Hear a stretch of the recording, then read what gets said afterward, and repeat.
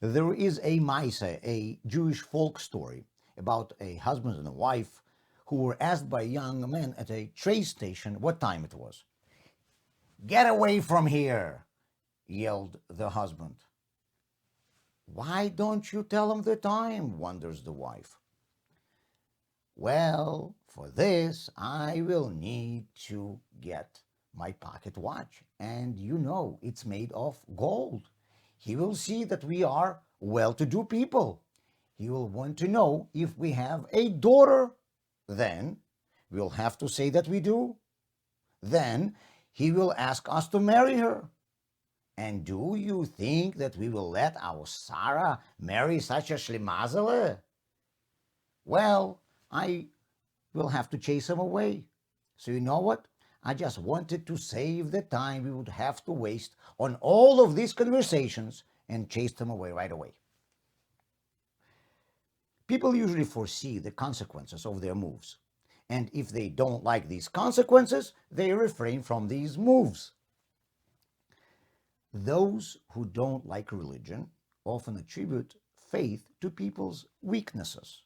They say that people follow religion not because there is some truth to it, but only because it fills their emotional need.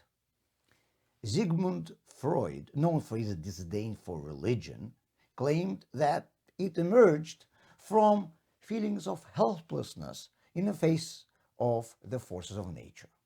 He called religion a psychological invention of civilization. Now, it is possible that people are attracted to religion because it helps them. I'm sure many will say that they draw their support from faith.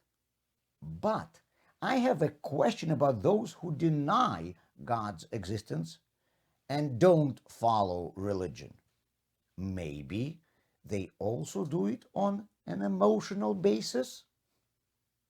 Everyone understands that if he will admit that there is a creator, then the next logical question will be, what did this creator made him for?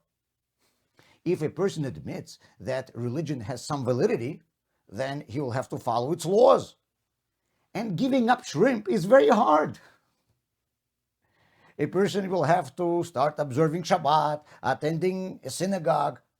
In order not to fall into this trap, it is easier to say right away that there is no God. Like that Jew who chased away a young man who asked what time it was. In my last blog, I said that in the secular world, children are told, you have no limitations. You could choose whichever life path you desire. It is obviously contradicting science. Everyone is limited by their both nature and nurture.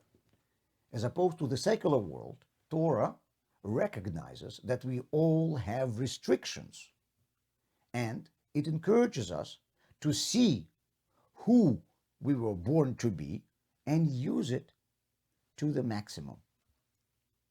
Many people asked me in response, why do I associate recognition of limitations with religious thought and its denial with secular worldview?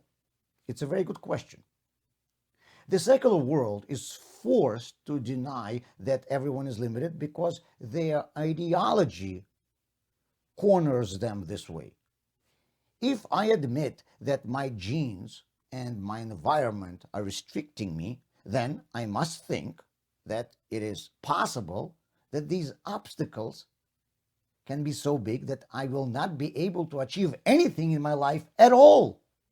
I'm forced to admit that, at least statistically, there must be a percentage of people who, due to the combination of their biological and situational factors, are not capable of anything. They're completely useless. Maybe I'm a part of these statistics. Maybe my kids are. We always see where our arguments lead us. In the secular world, one can never be sure that his limitations are surmountable. So it is easier to tell their children that there are no limitations. That is, to chase away the young man who asked what time it was. The Torah believes that we are created the way we are by God. He made everyone for a purpose, and He gave each one everything that is required to achieve it.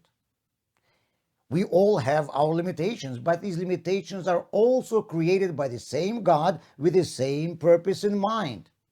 And the situations where we end up are also orchestrated by Him.